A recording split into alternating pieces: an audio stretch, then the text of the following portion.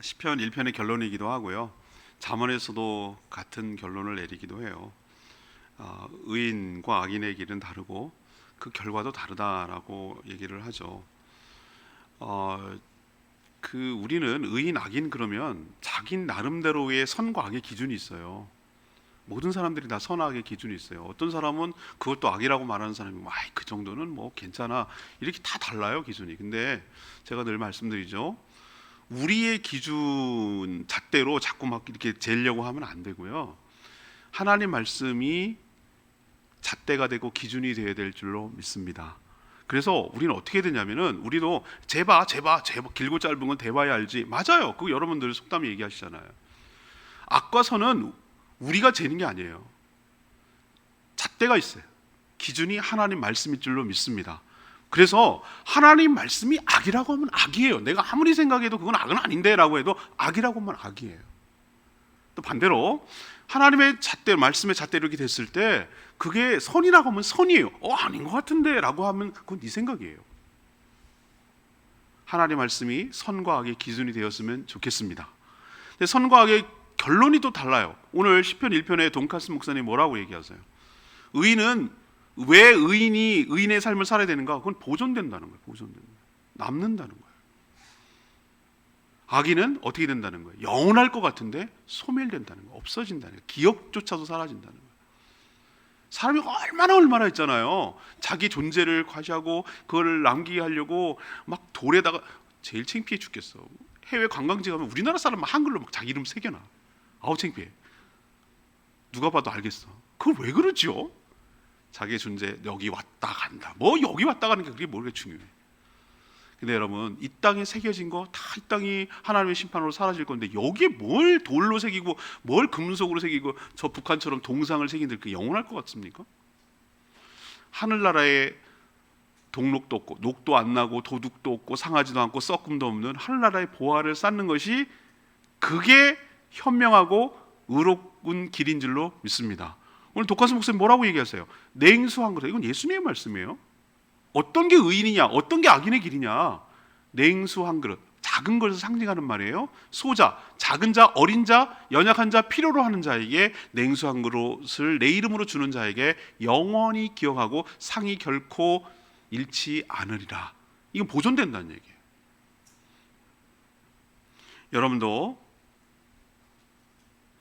의인의 삶을 살아서 영원히 보존되는 삶을 살게 되기를 바랍니다.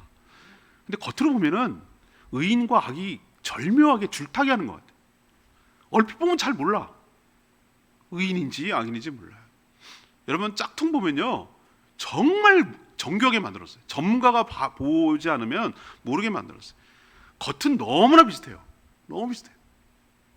그렇지만 여러분 오래 써보면 알아요. 어디서 차이가 나냐면 품질에서 차이가 나요. 품질에서. 오래된 거 명품은 오래 써도 그것이 변하지 않고 오래 가요. 근데 짝퉁은 뭐죠? 티가 나요. 금방 티가 나요. 그래서 제가 보면은 너무 싸게 만들고 싼 게 비슷하기라고 그러잖아요. 그래서 보면은 꼭 밑에 이렇게 보면은 메이드 인 차이나 이렇게 돼 있어요. 메이드 인 차이나.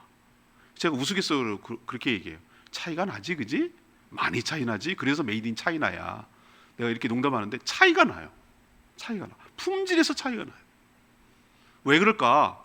명품은 정말 우리 맨날 하는 거 있잖아요. 장인의 정신을 가지고 한 땀 한 땀 지어서 만든다고. 기계로 팍팍 박는 게 아니라 한 땀 한 땀 바느질해서 이렇게 정교하게 만든다는 거잖아요. 그 제품을 만드는 자의 태도, 자세, 정신 이런 것에서 명품과 그렇지 않은 것에서 차이가 나듯이 우리는 겉으로 보면은 저 사람이 의인의 삶을 사는가 악인의 삶을 사는가 겉은 잘 몰라요. 그냥 비슷비슷해요. 너무 비슷해요. 그렇지만 그 의인과 악인은 그 삶의 태도 거기에서 결정적으로 차이가 나요. 그래서 오늘 의인과 악인은 어떤 차이가 있는가? 그러면 나는 거기에 비춰봤을 때 나는 어떤 삶을 살고 있는가라는 것을 좀 말씀 속에서 비춰보셔서 악인의 삶을 버리고 하나님이 기뻐하시고 인정하시고 원하고 영원히 남는 의인의 삶을 살아가는 저와 여러분 되기를 소망합니다. 자, 그럼 뭐가 차이가 나냐? 명품과 짝퉁의 차이인 것처럼 의인과 악인은 뭐가 차이가 나냐? 첫 번째를 보면은 말씀을 대하는 태도에서 차이가 나요. 말씀을 대하는 태도에서 차이가 난다고. 그게 어디서 나오는가? 1절 보세요. 1절. 훈계를 좋아하는 자는 지식을 좋아하거니와 징계를 싫어하는 자는 뭐와 같다? 짐승과 같다 그랬어요. 의인은 하나님의 훈계는 여기 잠언에서는 훈계, 계명, 계율, 율법 뭐 여러 가지 하는데 그게 하나님 말씀이에요. 하나님 말씀. 하나님 말씀을 대하는 태도에서 결정적으로 차이가 나는데, 의인은 의로운 일을 많이 하고 착한 일을 하고 어려운 사람 도와줘서 의인이 아니라 하나님의 말씀을 뭐 하는 거예요? 좋아해요. 하나님 말씀을 듣는 걸 좋아해요. 하나님 말씀 듣는 거 해롭게 여기지 않아요. 하나님 말씀 듣는 걸 즐겨해요. 여기서 차이가 난다고요. 태도의 차이라고요. 태도의 차이. 우린 자꾸 행위의 차이라고 얘기하는데 좀 이따도 행위도 나와요. 결국 태도가 행위를 만들어내는 거니까 처음에 어떤 말씀을 대하는 태도에서 차이가 난다고. 그런데 보세요. 징계를 싫어하는 자는, 징계도 하나님의 말씀의 일종이라고 본다면, 하나님이 여러분에게 책망하거나 뭘 지적하거나 이렇게 살면 안 된다고 뭐를 말하면 그것조차도 의인은 하나님의 말씀으로 받아들이고 그것을 사랑하고 나에게 필요한 말씀이라고 생각하고 입에 쓴 약이 몸에는 좋다고 그래서 그것을 나에게 수용하고 내 것으로 받아들이고 아멘으로 받아들이고 내 것으로 섭취하려고 합니다. 어떤 애 보면 당근 막 골라낸 애들 있잖아요. 그걸 먹어야 네가 건강해라고 알지만 얘들 자꾸 골라내요. 자기 싫어하는 건 골라내고 먹는 것만 골라 먹으려고 그래요. 그러면 안 돼요. 골고루 편식하지 않고 다 모든 것, 때로는 좀 입맛에 안 맞고 그래도 골고루 먹는 아이들이 건강하게 잘 자라는 것처럼 하나님 말씀이 때로는 나에게 입에 맞고 착착 붙는 말씀만 아니라 내가 거칠고 불편하고 힘들고 나를 아프게 하고 나를 책망하고 나를 부끄럽게 하고 이런 말씀조차도 다 수용하고 받아들이려는 사람이 의인이고 복되게 될 줄로 믿습니다. 그러나 조금만 자기가 거슬리고 조금만 듣기 싫어하고 조금만 불편하고 그러면은 뭐 하는 거야? 밀어내고 싫어하고 듣기 싫어하고 귀를 닫고 마음을 닫고 이렇게 하는 사람은 끝내 오늘 좀 극단적인 표현이지만 짐승으로 전락하느니라. 짐승 같은 삶을 산다 이거예요. 저런 금수저도 못하면 이렇게 우리가 욕하잖아요. 그런 것처럼 말씀을 점점 밀어내고 싫어하고 멀리하면 할수록 어떤 삶을 살아가냐? 사람다운 삶이 아니라 짐승 같은 수준으로 전락하게 된다고 경고하고 있어요. 이게 의인과 악인의 결정적인 차이예요. 그럼 왜 하나님 말씀을 수용을 안 하고 하나님 말씀을 어떤 사람은 수용할까? 오늘 15절 말씀 보세요. 미련한 자는 자기 행위를 바른 줄로 여기나 15절에 나왔죠. 지혜로운 자는 뭐를 듣느니라? 권고를 듣느니라 그랬어요. 미련한 자. 미련하게 왜 미련한 줄 아세요? 자기 혼자 똑똑한 줄 아는 게 미련한 거예요. 그래서 미련하다고 얘기하는 거예요. 자기가 하는 행위가 항상 바른 줄로 여겨요. 자기가 옳다는 거예요. 근데 여러분 인생을 살다 보면 이제 나이가 들어가면 들수록 여러분은 그런 느껴지지 않아요? 아, 내가 잘못 생각한 게 많구나. 내가 잘못 알고 있었네. 한 면만 보고 있었네.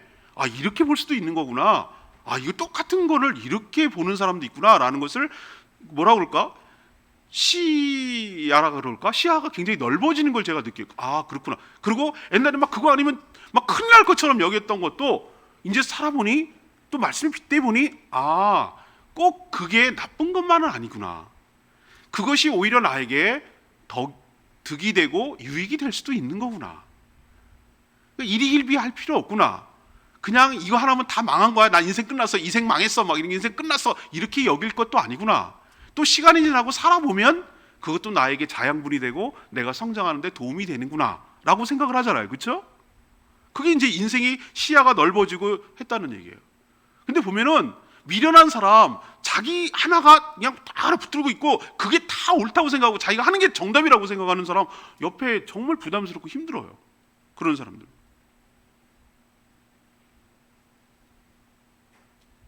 가면 갈수록 내가 더 모르는 게 많다라고 생각되는 것이 인생인 것 같아요. 내가 너무 우물한 개구리였구나 라고 깨닫는 것이 인생인 것 같아요. 그 리그에서는 자기가 제일 잘난 줄 알아요. 근데 더 큰 물에 나가보면은 자기가 얼마나 부족하고 정말로 하잘것없는 이런 사람은 널렸구나라는 것을 깨닫는지를 조금 큰 세상 나가보면 알아요. 제가 초등학교 때 공부 잘했습니다. 안 믿으시겠지만 초등학교 때는 항상 시험을 보면 100점, 매달 시험을 그때 봤거든요. 100점이었어요. 마지막 6학년 때 전교 1등으로 졸업. 이게 너무 교만한 얘기. 하여튼 그랬어요. 공부 잘하는 줄 알았어요. 저도 중학교 가서도 또 전교 1등을 했어요. 그런데 가면 갈수록 아니라는 걸 깨달았어요. 나 같은 애가 널렸다는 걸 깨달았어요. 그리고 세상에 나가보니까 와, 왜 이렇게 천재가 많아? 정말 박식하고 정말 똑똑하고 정말 말이 잘 돌아가고 정말 대단한 사람이 한둘이 아니더라. 너무 까불었구나. 이게 이제 고개가 숙여지고. 사진 처음 하루 강아지 원래 법무서인지 모르는. 원래 좀 뭘 아무것도 모르는 게 좀 배우면 있는. 제가 사진 막 좋아하거든요. 사진 막 찍을 때 막 나오고 와 너무 멋있어. 좀 하나보다 이렇게 생각했는데 좀 들어가서 그 세계를 들어가 보니까 제아의 고수가 널렸어. 탁월한 사람이 한둘이 아니에요. 뭐 저렇게까지? 뭐 이런 사람들이 한둘이 아니에요. 그래서 어디서 저는 이렇게 얘기합니다. 사진 그런 소리. 그럼 부담스러우니까 그냥 사진 좋아한다고 얘기해 주세요. 이 작가님 이런 말 하지 마세요. 그런 말 하는 게 너무 부끄러운 거예요, 제가. 여러분, 우리가 살아가면 살아갈수록 훨씬 더 내가 모르는구나, 훨씬 더 뛰어나고 탁월한 사람이 많구나라는 것을 깨닫는 게 인생인데, 절대 지혜, 절대 지존이 누구겠어요? 하나님 말씀이에요. 그건 진짜 불변의 진리고 어느 시대 어느 사람에게도 통용되는 하나님의 말씀인 줄로 믿습니다. 자, 그럼 어떤 사람이 지혜로운 사람이냐? 하나님의 말씀을, 하나님의 권고를, 하나님의 책망을, 그것을 잘 받아들이고 그것이 정답이야, 그것이 기준이야 라고 생각하고 받아들이는 사람이 지혜로운 사람인 줄로 믿습니다. 그런데 그걸 안 받아들이고 무슨 소리 하는 거야, 내가 하는 게 맞다니까, 내가 경험해서 한 번, 두 번 성공한 그 경험 가지고 막 계속 들이밀어요. 수백 가지, 수만 가지 경우가 항상 그렇게 딱딱 그 공식대로 맞아 떨어지지 않는데 몇 번의 성공의 경험을 가지고 또 그걸 들이밀고 이렇게 하면 성공한다고 막 미는 사람이 있어요. 그걸 보고 오늘 뭐라고 합니까? 미련한 사람이라고 얘기해요. 지혜가 없는 사람이라고 말하는 거예요. 자기 행위가 옳다라고 생각하는 거예요. 그러니까 하나님의 말씀을 밀어내고 안 받아들이는 거예요. 이런 사람이 악인이라고 말하는 거예요. 우리는 자꾸 행위를 갖고 얘기하지 마시자고요. 하나님의 말씀을 대하는 태도로 의인과 악인이 갈라지는 거예요. 자, 그러면 2절 말씀처럼 그 결과가 뭐냐? 의인을 선인이라고 또 달리 표현했어요. 선인은 여호와께 뭘 받거니와 하나님의 은총을 받거니와 악을 꾀하는 자. 악을 꾀한다는 것은 악한 생각을 늘 생각하는 사람이에요. 눈만 뜨면 뭐 할까, 어떻게 골려먹을까, 오늘 누구 털까, 뭐 이런 생각, 누구를 사기칠까, 맨날 어디서 또 빌붙을까, 뭐 이런 생각, 늘 악으로 가득 차 있는 사람, 악을 꾀하는 사람이라고 그래요. 그런 사람은 뭘 받느니라? 정죄를 받느니라. 이 결과 때문에 그러는 거예요. 왜 우리가 의인의 길로 걸어가고 선택을 해야 되는가, 말씀을 수용해야 되는가 하면 하나님의 은총을 받기 때문에. 근데 그것을 거부하고 밀어내는 사람은 하나님의 정죄를 받기 때문에, 이래서 하나님 말씀을 수용해야 된다고 오늘 권고하고 촉구하고 있는 것이에요. 또 같은 얘기지만 4절에 있는 말씀대로 보세요. 어진 여인은 그 지압 위에 멸루관이나 욕을 끼치는 여인은 그 지압 위에 뭘 썩게 한다고요? 뼈를 썩게 갖게 하느니라. 얼마나 속이 있으면 뼈를 썩게 한다고, 뼈를 썩게 한다고 했어요. 이걸 지압이 부부간에 여기 참 기분 좋은 말이구나. 어진 여인은 이렇게 표현했으니까 어진 남편은 이렇게 안 한 걸 감사하게 생각해야 돼. 어진 여인은 이렇게 표현했잖아요. 이 어진 여인을 다른 사람으로 하면 돼요. 나의 존재가 다른 사람에게는 뭐예요? 다른 사람에게서는 기쁨이고 자랑이고 면류관이고 이런 존재여야 될 텐데, 나의 존재라는 것이 다른 사람에게 뼈가 썩는 것처럼 치욕이고 수치고 부담이고 이렇게 된다면 그게 얼마나 참 비참한 인생이겠어요. 하나님의 말씀을 잘 수용하고 하나님의 말씀을 잘 받아들이는 사람이 바로 여러 사람, 특히 하나님 아버지의 면류관이 되고 기쁨이 되고 자랑이 될 줄로 암지만, 반대로 거역하고 자기 마음대로 하고 자기가 생각이 옳다고 말하는 사람은 하나님의 마음을 속을 상하게 만들고 뼈를 썩게 만들고 아픔이 되고 걱정거리가 되고 근심거리가 된다는 거 여러분 기억하시기를 바랍니다. 오늘 3절 말씀으로 결론을 내리고 해요. 사람이 악으로서는 굳게 서지 못하거니와 의인의 뿌리는 움직이지 아니하느니라. 자, 말씀을 싫어하면 결국 악에 서게 돼요. 그 뿌리가 자꾸 거기에 굳게 서게 돼요. 그러면 굳게 오래 서지 못하거니와 오래 가지 못하거니와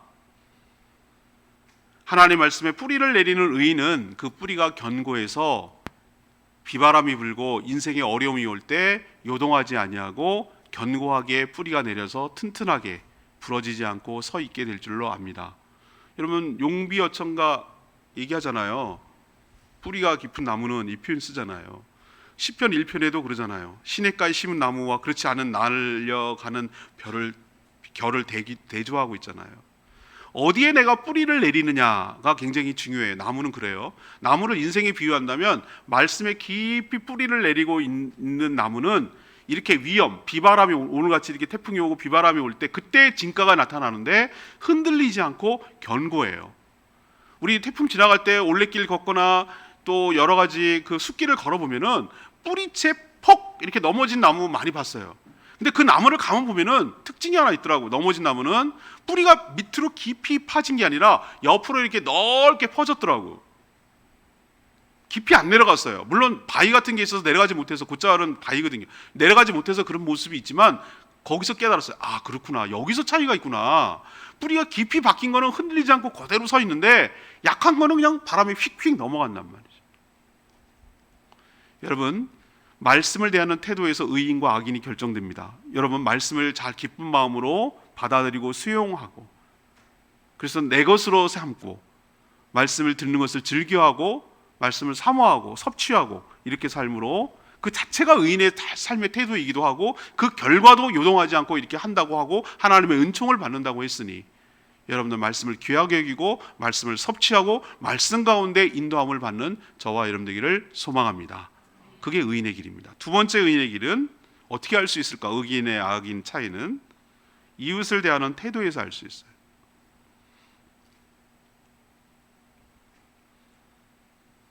6절에 보면 의인의 생각은 정직해요.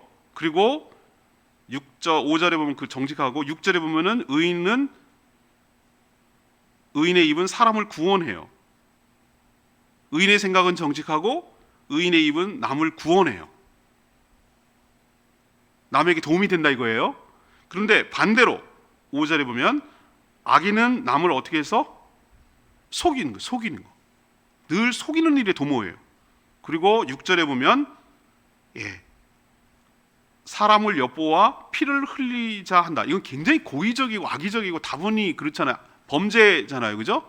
뭐냐면은 사람을 엿보아 피를 흘리게 하자. 이 얘기는 사람을 상해를 입혀서 무슨 이득, 강도잖아요. 강도. 그죠? 해쳐가지고 그걸 하자. 이거란 말이에요. 이 차이 여러분 극명하게 나타나죠? 의인과 악인의 삶의 차이가 나타나잖아요. 어떻게 차이 납니까?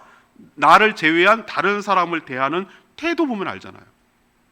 다른 사람은 어떻게 합니까? 의인은 불쌍히 여기고 구원하고 생명을 살리는 쪽으로 생각을 해요. 늘. 근데 악인은 뭐 합니까? 남을 속일 생각, 남을 등칠 생각, 남을 해칠 생각, 그래가지고 그것을 빼앗을 생각만 한단 말이에요. 남의 안위와 남의 이익과 이런 거 전혀 관심 없어. 나만 이득되면 돼. 남이야 뭐 죽든지 말든지 이건 난 알 바 아니야. 여기에서 의인과 악인의 차이가 가름이 된다 이거예요. 확대해서 10절에 보면은 의인은 자기의 가축의 생명을 돌보나 악인의 긍휼은 잔인이니라. 저는 사람을 확대하면 이웃이라고 했을 때 사람만 해당되는 것이 아니라 나를 제외한 다른 모든 환경도 난 포함한다고 생각해요. 여기에는 동물, 자연까지도 전 포함한다고 생각합니다. 제가 간디가 말했나 하여튼 누가 말했는지 검색해서 찾아봐야 되는데 동물을 대하는 태도가 그 나라 국민성의 수준이라고 얘기했어요. 동물을 대하는 태도. 먹을 게 없으니까 요만한 새도 막 그물에서 잡아먹는 사람들은 그 수준이. 동물을 잔인하게 대하고 오로지 먹을 것만 대하고 유의의 대상으로 생각하고 사냥의 대상으로 생각하는 나라는 당연히 처지죠. 그러나 모든 생명을 보존하려고 하고 지키려고 하고 보호하려고 하고 장난의 대상으로 여기지 않고 그 생태계를 지키려고 보호하려고 하는 그 국민성은 높은 거예요. 근데 그게 어디서 나왔을까? 난 성경에서 나왔다고 생각해요. 오늘 보세요. 악인은 사람을 넘어서서, 사람을 뛰어넘어서 어디까지? 가축에게까지 잔인해요. 잔인하다고요. 함부로 대한다고. 어떤 사람 보면은 동물한테 정말 함부로 하는 사람이 있어요. 여러분 그거 뭐 경악스럽잖아요. 개를 훈련시킨다고 차에 뒤에다 끈에 묶어갖고 막 끌고 다니다 결국 도로에 질질 끌려서 죽을 때 그 사진 나오고 막 신고 들어가고 그랬잖아요. 사람이 그렇게 하면 안 돼. 그 사람이 아무리 말 못하는 짐승이라고 그렇게 하면 안 되는 거예요. 그 사람이 마음이 어떤지 여러분 아시겠죠? 그 사람 마음은 이 동물을 대하는 태도 보면 알잖아요. 얼마나 그 잔인한가 사람이. 긍휼이라고 요만큼도 없는가. 사람이 아니라고 그렇게 하면 안 되는 거예요. 동물도 하나님이 창조하신 귀한 생명체인 줄 알고 함부로 대하면 안 되는 것이에요. 그렇지만 의인은 가축이라고 표현했지만 모든 동물이라고 확대한다면 모든 살아있는 생물조차도 긍휼히 여겨서 그것을 돌보려는 태도를 취합니다. 남을 대하는 태도, 사람 포함해서 자연과 동물과 그 확대에서 나를 제외한 다른 것들을 대하는 태도에서 의인과 악인이 갈라진다는 거예요. 이걸 보면 알 수 있다는 거예요. 저는 동물에게 함부로 하는 사람 보면 그 마음이 어떤지를 짐작할 수 있어요. 사람에게도 함부로 하는 사람이에요. 당연히 하나님은 안하무인이고 하나님은 안중에도 없고. 또 악인은 미련해서 16절 보세요. 미련한 자는 당장 뭐하고요? 분노를 화를 내고요. 또 18절에 칼로 찌는 같이 함부로 말하고요. 왜 이렇게 할까요? 쉽게 왜 화를 내고 함부로 말할까요? 자기 생각대로 자기 마음대로 안 되니까. 앞에 거랑 연관이 있어요. 하나님 말씀이 잣대가 기준이었고 말씀이 안에 없으니까 자기가 기준이 맞단 말이에요. 자기가 기준이란 말이에요. 그러니까 15절에 있는 말씀처럼 자기 행위가 바른 줄 알아요. 그런데 그 기준대로 안 하니까, 안 따라하니까, 그게 그 마음대로 안 되니까 화를 내는 거예요. 그리고 그 말 안 되고 자기 마음대로 안 되니까 그 칼로 찌르는 듯한 저주와 욕설을 막 퍼붓는 거예요. 이게 다 연관되어 있는 건데 그렇게 말하고 그렇게 화를 내는 사람들 보면은 그 마음이 어떤 태도인지, 이웃을 대하는 태도인지 알 수가 있어요. 그렇지만 반대로 16절에 보면 의인은 뭐합니까? 수욕인데도 불구하고, 그것이 모욕을 주는 것인데도 불구하고 참고, 18절에 있는 말씀처럼 지혜로운 자의 입은 혀는 양약, 치료하는 말, 위로하는 말이 된다라고 다른 사람을 대하는 태도, 말에서 차이가 난다고 얘기하잖아요. 자, 그럼 결론이 뭐냐? 8절에 있는 말씀처럼 의인은 그 지혜 때문에 뭘 받으나? 7절에 보면 칭찬을 받지만, 그렇지만 8절에 있는 말씀처럼 악인은 그 굽은 마음, 삐뚤어진 마음, 그 마음 때문에 멸시를 받느니라. 이것이 다른 사람을 대하는 태도의 결과예요. 결국은 7절에 있는 말씀처럼 악인은 쓰러져서 소멸되고 말지만 의인의 집은 영원히 존재한다고. 아까 시편 1편 동칸스 목사님이 말씀하신 것처럼 소멸되고 계속 유지되고, 이 차이가 다른 사람, 다른 동물, 다른 환경, 타자, 곧 나를 제외한 다른 자들을 대하는 태도의 차이에서 의인과 악인이 구별된다는 거 여러분 기억하시고, 나를 대하는 모든, 나를 제외한 모든 것을 하나님의 긍휼의 마음으로 대하는 저와 여러분 되기를 소망합니다. 마지막 세 번째는요, 인생의 결실을 통해서도 확실하게 알 수 있어요. 12절에 보면 악인은 불의의 이익을 탐하나 의인은 그 뿌리로 말미암아 결실하느니라, 이렇게 했거든요. 결국은 그 나무는 그 뿌리에서 나오는 그 나무는 열매를 통해서 그게 뭔지 알 수 있다는 거예요. 자, 11절에 보면 이렇게 표현되어 있어요. 자기의 토지를 경작하는 자는 먹을 것이 많거니와 방탕한 것을 따르는 자는 지혜가 없다고 그랬는데, 의인의 특징 중에 하나는요, 삶의 태도에서 나타난다는 거예요. 자기가 자기 토지를 열심히 경작해요. 열심히 일군다는 거예요. 땅만 있는 것으로 끝나는 것이 아니라 땅 있으면 뭐 할 건데요? 땅을 가지고 활용해서 열심히 경작해서 자기가 먹을 것을 스스로 얻는 성실함과 부지런함이 있다는 거잖아요. 그래서 얻는 소득이 있다는 거예요. 그런데 악인은 그렇지 않아요. 12절 보세요. 태도가. 악인은 불의의 이익을 탐하나 의인은 그 뿌리로 말미암아 있는다. 그리고 11절에 보면은 방탕한 것을 따른다 그랬어요. 이게 의인과 악인의 차이예요. 무슨 얘기냐면은 의인은 자기가 열심히 성실하게 일해서 땀을 흘려서 자기가 번 것 가지고 먹고 사는 것이 당연하다고 생각하고 그것이 옳다고 생각을 하는 거예요. 근데 악인은 그렇지 않아요. 자기가 번 것에 비해 훨씬 더 많이 써요. 즐기고 놀려고 해요. 방탕해요. 방탕. 그리고 그 방탕하기 위해서 필요한 것들을 어떻게 합니까? 정당하게 버는 것이 아니라 불의의 이익을 탐한다고. 불로소득을 얻으려고 하고 쉽게 벌려고 하고 지름길려고 하려고 하고 남의 열심히 땀 흘려서 온 것을 갖다 가로채려고 하고 사기치고 속이려고 하고 이런 식으로 불의의 이익을 탐해서 그걸 갖고 정당하게 쓰는 게 아니라 방탕한 데 사용한단 말이에요. 이 차이가 인생을 대하는 태도의 차이예요.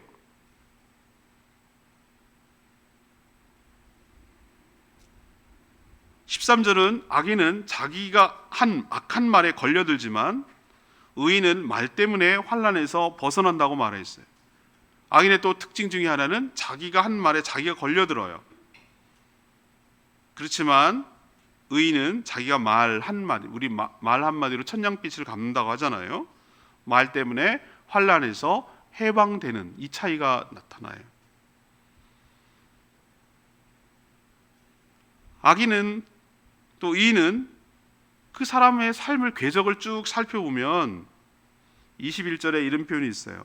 의인에게는 어떤 재앙도 임하지 아니하려니와 악인에는 앙화가 가득한다 그랬어요. 앙화라는 것은 다른 말로 요즘 쓰는 말이 아니라서 잘 표현은 어려운데 여러 가지 재앙과 여러 가지 악재라 그럴까? 그런 뜻이에요. 그러니까 삶을 보면 늘 막 우여곡절과 업다운과 이런 것이 심해요. 뭐 사건 사고가 많고 뭘 풍파가 많고 인생에 여러 가지 일들이 너무 잡다한 게 많아요. 버라이어티예요. 버라이어티. 그렇지만 의인에게는 어떤 재앙도 없는 것이 왜 없겠어요? 그런 소소한 것이 있지만 그것을 흡수하고 충격하고 받아들이는 스폰지처럼 받아들여서 그것이 문제가 되지 않도록 스무스하게 잘 넘어가는 것이죠. 그래서 그것이 재앙인데도 불구하고 재앙이 되지 않도록 하는 것이죠. 27절에 보면 이런 얘기가 있어요. 게으른 자는 그 잡은 것도 사냥하지 아니하나니 사람의 부귀는 부지런한 것이니라. 이 사람의 성실함과 부지런한 태도에서도 차이가 난다고요. 악인은요 게을러 가지고 잡아놓은 사냥감도 요리해서 먹으려고 하지 않는다고 그랬어요. 쉬운 성경을 보니까 그게 이런 표현이더라고요. 자기가 사냥을 했어요. 그러면 당연히 사냥해놓고 나서 뭐예요? 부패하고 썩기 전에 뭐 해야 됩니까? 먹어야죠. 생선 같으면은 빨리 손질을 하지 않으면 부패하거든요. 배를 가르고 내장을 다 꺼내고 그죠? 머리 부분 다 손질하고 비늘 벗겨내고 당장 먹을 게 아니라면 그렇게 손질을 해놔야 돼요. 근데 그게 귀찮아가지고 놔두면 시간 지나면 부패해서 못 먹어요. 상해가지고. 근데 악인은 그렇다는 거예요. 너무 쉽게 이익 벌리고 감 떨어지기를 바라는 거예요. 그러나 그렇지 않고 의인은 성실하고 부지런하다고 자기가 하는 일에 최선을 다하고 성실해서 뭐가 따라오냐면은 부귀라는 열매가 따라온다고 오늘 얘기를 하고 있어요. 오늘 14절의 말씀이 이제 결론이 되겠죠. 사람의 입의 열매로 말미암아 복록이 족하며 그 손이 행한 대로 자기가 받느니라. 말의 열매 때문에 복을 받는 거고요. 또 자기가 손으로 행하는 대로 사람은 받기 마련이라는 뜻이에요. 자기가 하기 나름이라는 거예요. 자기가 어떤 삶의 태도를 취하느냐. 결국은 그 사람의 인생의 열매라는 것을 보면 그 사람의 나무가 어떤지를 알 수가 있다. 의인의 삶을 살아왔는지 악인의 삶을 살아왔는지를 알 수 있다고 오늘 결론 내리고 있어요. 오늘 마지막 전체적인 결론입니다. 28절, 오늘 다 읽지는 않았지만 12장 전체를 설교하려고 했던 거거든요. 28절에 보면 공의의 길에 생명이 있나니 그 길에는 사망이 없느니라 그랬어요. 바로 의인의 삶은 공의의 길이에요. 거기에는 끝은 생명이 있지만 그렇지 않은 삶을 살아가는 악인의 길에는 결국 끝내는 뭐가 있을 뿐이다? 사망으로 끝이 난다. 그러니까 작은 내 삶의 태도가 이렇게 엄청난 차이를 가져온다라는 것이죠.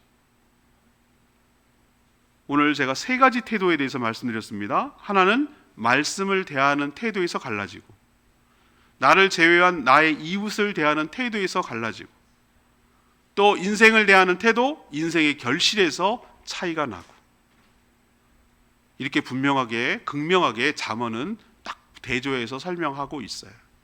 여러분, 아무쪼록 여러분은 전부 다 의인의 길로, 삶의 태도에서 의인의 태도를 취해서 생명의 길로 가게 되는 저와 여러분 되기를 소망합니다. 첫 번째, 여러분 결론 내립시다.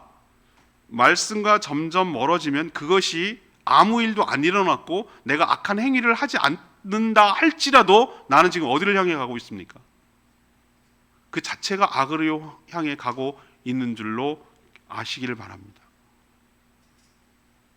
입에 쓴 약, 말씀이 몸에는 좋다는 거 여러분 꼭 기억하시고, 모든 말씀을 하나님의 말씀으로 알아 나에게 섭취하는 태도를 취하는 여러분 되기를 바랍니다. 취사 선택하지 마시고요, 내 입맛에 맞는 것만 하지 마시고요. 제가 하나님 앞에 여기 부임해 왔을 때 이렇게 얘기를 했어요. 하나님, 제가 설교를 내가 하고 싶은 얘기만 하지 않도록, 내가 원하는 본문만 설교 본문으로 택하지 않도록 해주십시오. 하나님이 정해주시는 대로 말씀을 전하겠습니다. 저 또한 하나님 임의로 본문을 선택하지 않고 하나님의 뜻에 순종하며 살기를 원합니다. 그래서 복 있는 사람을 그 주관에 있는 것을 선택하는 거예요. 때로는요, 레위기, 요한계시록 이런 것처럼 되게 말씀을 전하기 어려운 좁고만 수두룩하게 이름만 나온 걸 어떻게 설교하겠어요?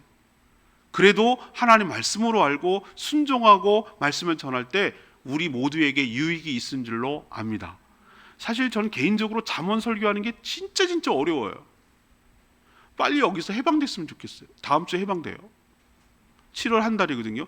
저희 교회 부임해서 3번째 잠언하는데, 잠언은 스토리가 없어요. 앞에는 조금 스토리가 있는데 뒤에 가면은 뭐는 뭐하나, 뭐는 뭐하니라, 의인은 일어나 악인은 어떠나. 그럼 어쩌라고.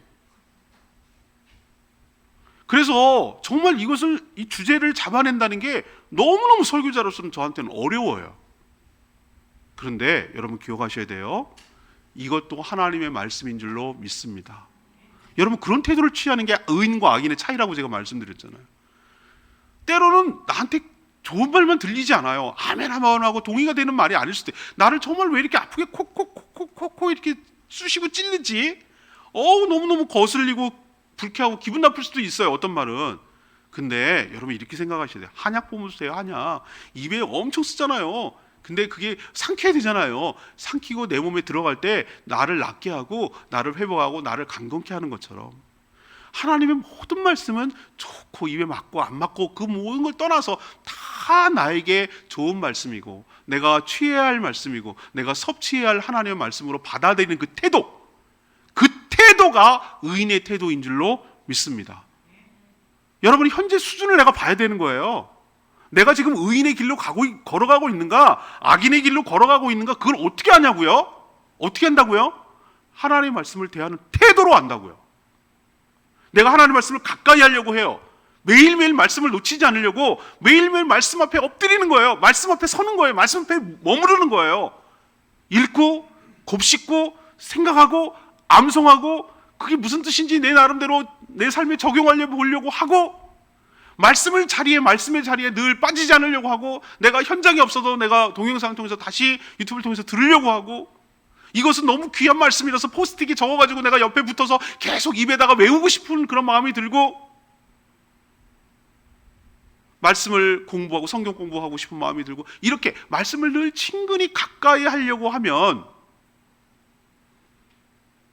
모닥불에 가까이 있으면 따뜻함이 전해지듯이 말씀을 가까이 하면 말씀의 유익이 내가 계속 전달될 줄로 압니다. 멀어지면 멀어질수록 그 자체가 어둠으로 들어가는 것이고요, 하나님과 멀어지니 자꾸 내 생각이 들어올 수밖에 없어요. 우리는 어떤 행동을 할 때 기준을 가지고 하는지 기준이 없이 행동하진 않아요. 하나님 말씀 아니면 결국 내 생각이에요. 그렇게 했을 때 오는 여러 가지 훅화, 여러 가지 잘못된 것에 대해서 오늘 첫 번째로 여러 가지 말씀드렸으니까, 여러분 말씀을 늘 가까이 하는 의인의 삶의 태도를 취하는 저와 여러분 되기를 소망합니다. 두 번째 얘기는 뭐라고 그랬어요? 하나님을 경외함으로 이웃을 함부로 대하면 안 돼요. 살아있는 모든 것은 나름 의미가 있어요. 귀한 것이에요. 하찮은 거 하나도 없어요. 어떤 사람이 마음에 안 드는 사람이 있어도 그 사람이 현재의 모습이 다가 아닐 거예요. 하나님이 다루시고 하나님이 바꾸시고 그럴 거예요. 또 하나 저는 무슨 생각이 요즘 많이 드냐면은 우리 그런 거 있잖아요. 아픈 사람 있잖아요. 아픈 사람한테 왜 그렇게 똑바로 못해? 왜 밥 안 먹고 왜 맨날 그렇게 지내? 왜 맨날 누워서 잠만 자려고 해? 아픈 사람한테 그렇게 말하는 사람이 어딨냐고. 아프잖아요. 그래서 제가 그래, 육신은 안 아플지 몰라도 마음이 아프고 생각이 아프고 그런 사람들이 많구나 생각보다. 몇 주 전에 제가 마음을 지키라고 했잖아요. 마음이 힘들고 마음이 아프고 힘든 사람들이 의외로 많아요. 몸은 멀쩡한데. 그런 사람 앞에서 왜 그렇게 하세요? 왜 그렇게 이렇게 말하는 게 얼마나 어리석은 것이고 참 잔인한가, 이런 생각을 제가 깨닫고 어떻게 해야 되죠? 긍휼의 마음, 불쌍히 여기는 마음, 측은히 여기는 마음. 그것이 잘했다가 아니라 그것이 정상이라는 건 아니지만, 그래 지금 아파서 저래, 힘들어서 저러는 거야 라고 생각하고 불쌍히 여기고 긍휼히 여기고 더 챙겨주고 더 따뜻하게 얘기해주고, 뭐 도와줄 거 없나, 뭐 줄 거 없나, 그렇게 하고, 또 그 사람을 위해서 하나님 많이 아파요, 많이 힘들어요, 하나님 도와주세요, 저 생각과 마음을 지켜주세요, 회복되게 해주세요 라고 더 기도를 해줘야지, 이런 마음이 들더라고. 여러분, 좋은 신앙은 좋은 관계로 표출되는 거 여러분 늘 제가 말씀 많이 드렸죠. 나를 제외한 타자, 자연 세계까지 다 포함해서 하나님의 긍휼의 마음으로 대하는 여러분 되시기를 바랍니다. 이게 의인의 삶의 태도고, 여기서 차이가 난다고. 그런 생각이 없는 사람은 남을 늘 이용하고 남에게 피해를 주고 내 이익을 위해서 저 사람을 뭘 취할까를 생각하고 이런 생각만 가득해요. 그래서 좋은 관계를 맺고 살 수가 없고 주변에 사람이 남아나질 않아. 그런 여러분, 좋은 관계를 맺고 의인의 길로 걸어가는 저와 여러분 되기를 소망합니다. 마지막 세 번째는 뭐예요? 마음에 있는 것이 밖으로 표출된다고 그랬죠? 열매는 보면 그 사람의 속이 어떤지를 안다고 그랬잖아요. 제가 할머니가 복숭아 과수원을 했어요. 야생하고요 재배하는 거는 차이가 나요. 접붙이는 걸 통해서 다 개량을 했기 때문에. 근데 있잖아요, 꽃 피는 거 보면 똑같아. 꽃 피는 거 보면 복숭아, 야생 돌복숭아 있잖아요. 돌복숭아, 개복숭아처럼 돌복숭아 꽃은요 복숭아 꽃처럼 똑같이 펴요. 근데 나중에 열매를 맺으면 못 먹어. 씨가 반이야. 그걸 과육을 따봐야 먹을 게 없어. 상품성이 있는 걸 보면은 어떻게 하냐면은 실하단 말이에요. 실하단 말. 열매로 아는 거예요. 처음에는 비슷해. 꽃도 비슷하게 똑같이 펴요. 그렇지만 그 열매로 안다고 그랬잖아요. 실하는 거죠. 우리도 안에 있는 것이 밖으로 표출되는 것이에요. 인생의 결실을 보면 알아요. 저 사람의 삶의 궤적을 보면 알아요. 저 사람이 무엇인가를 열매를 맺고 살아가는지를 보면 저 사람이 어떤 나무인지를 알듯이, 어떤 길을 걸어왔는지를 알듯이 우리 삶에 대해서 나중에 내 삶의 열매를 내가 책임져야 될 날이 와요. 그런 걸 기억하시고 두렵고 떨리는 마음으로, 하나님을 경외하는 마음으로 튼실한, 먹을 수 있는, 남에게 도움을 주는 그런 열매가 풍성하고 가득한 인생을 살아가는 의인의 길로 걸어가는 저와 여러분 되기를 소망합니다. 오늘 말씀 붙들고 기도하기 전에 찬양지 580